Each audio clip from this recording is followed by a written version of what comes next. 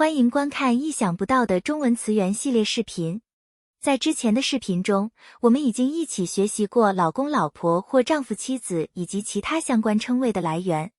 在古代中国社会，由于父权制的盛行，男人往往有三妻四妾，而只有原配妻子才能叫结发妻子，原配夫妻也就称为结发夫妻。那么，结发到底是什么意思呢？本期我们将一起了解一下这个说法背后的故事。结发一词源自汉朝苏武的五言诗《留别妻》，结发为夫妻，恩爱两不疑。这里的结发指的是自汉代起的一项重要的婚礼仪式。古代中国正可谓礼仪之邦，一个人从出生到成年，再到婚嫁和丧葬，不同人生阶段都有特定的礼仪形式。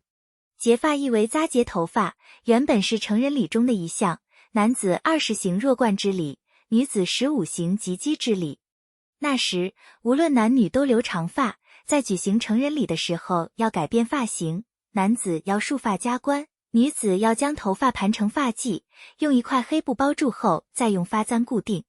一旦举行成人礼后，就意味着可以结婚了。古人对于婚礼仪式极为重视，据《礼记》记载，婚礼者，将合二姓之好，上以示宗庙，而下以继后世也，故君子重之。意思是说，婚姻是将两个姓氏的人合二为一，不仅是为了继承祖先的家族传统，也是为了延续后世的血脉。君子对于婚姻非常重视。据《仪礼》记载，主人入室，亲托付之缨。这里的缨指的是一种彩色头绳，女子到了适婚年龄，有了许配对象后，就用缨来扎头发。等到她出嫁的那一天，这个缨就必须要由新郎帮她摘下来。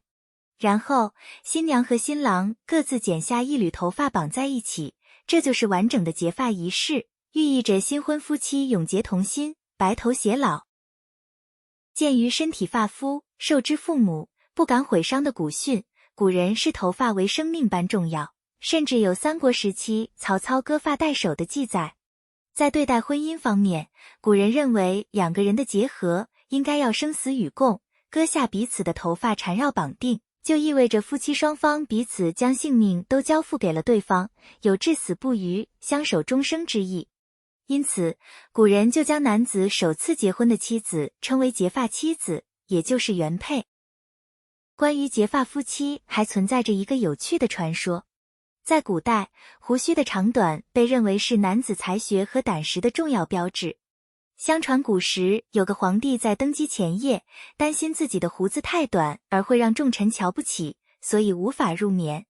于是，身边的娘娘想出了一个好主意，她剪下自己的头发，小心翼翼地接在皇帝的胡须上，一夜之间，短胡子变成了长胡子。第二天，皇帝登基时，手捋胡须，自信满满地接受众臣朝拜。众臣见皇帝一夜之间胡须过齐，无不惊叹乃真命天子也。娘娘用自己的头发接长了皇帝的胡须，皇帝自然对娘娘关爱有加，这便是结发夫妻的故事。如果你喜欢以上内容，请记得帮我们点赞。欢迎订阅我们的频道，以观看更多的优质双语教育内容。